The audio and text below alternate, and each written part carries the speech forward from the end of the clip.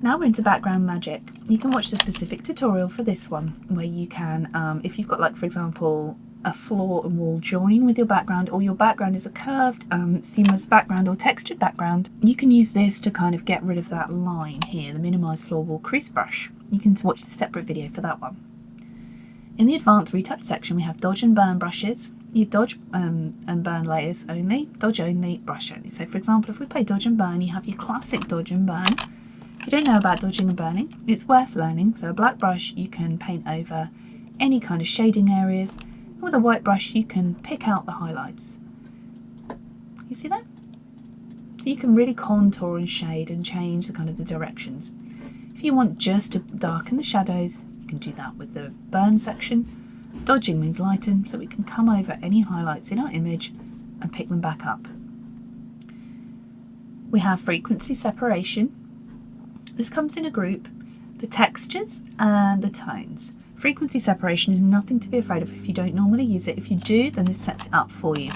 So for example, if you've got specific areas in your image that you want to correct, you can use a clone stamp or a patch tool or spot healing brush on the textures layer. So for example, some of these little hairs I've left behind, I can come over, and what this is going to do, it's going to fix any of these areas just on textures.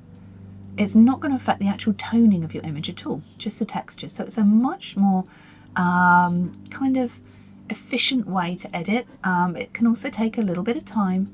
So there's not really, it's not like frequency separation is something you have to use on every image, but some really do prefer the control that frequency separation gives when editing your image.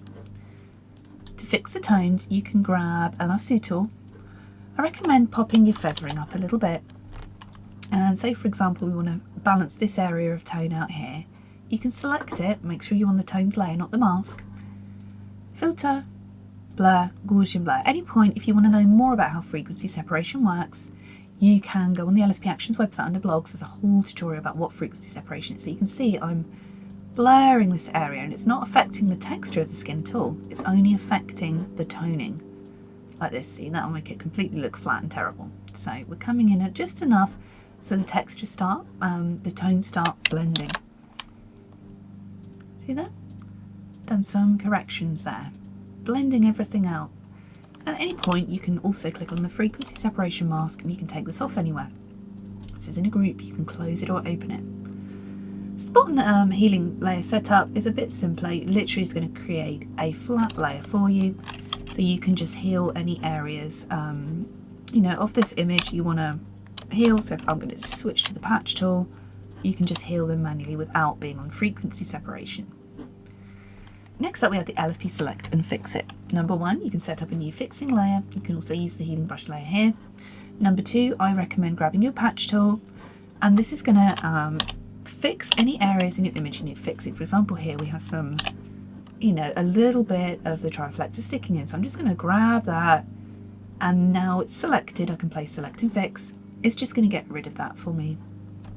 Really, really helpful when it comes to extending backgrounds, getting rid of anything.